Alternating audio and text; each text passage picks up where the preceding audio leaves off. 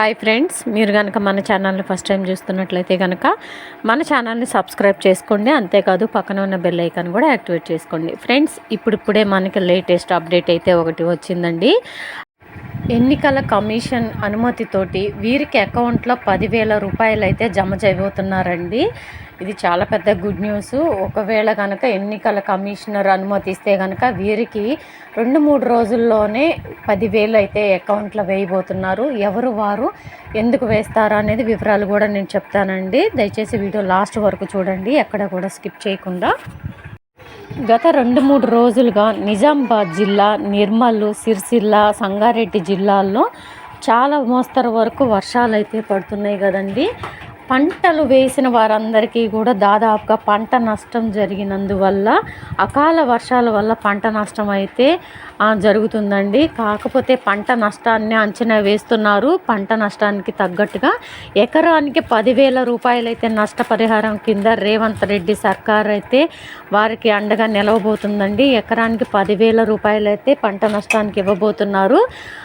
ఎన్నికల కమిషనర్ అనుమతితోటి అయితే ఈ 2-3 రోజుల్లోనే అనుమతి రాగానే పంట నష్టాన్ని అయితే అకౌంట్లో జమ చేయబోతున్నారండి.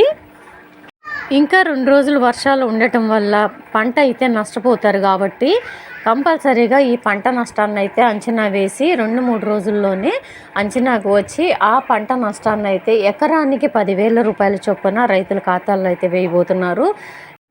కనుక రైతులు ఎవరు కూడా బాధపడద్దు. ఒకవేళ మన వీడియోస్ చూస్తున్న వారిలో రైతులు కనుక ఉంటే ఏం టెన్షన్ పడద్దండి. రేవంత్ రెడ్డి సర్కార్ అయితే వాళ్ళని ఆదుకోవడానికి రెడీగా ఉంది.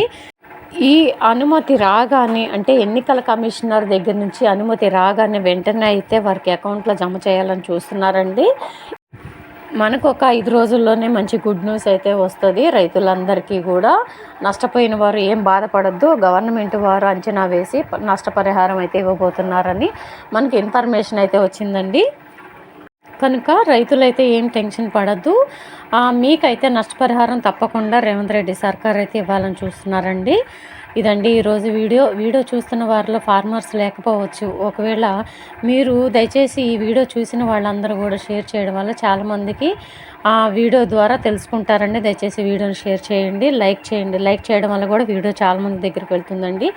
దయచేసి ఒక చిన్న లైక్ అయితే ఇవ్వండి. Thank you.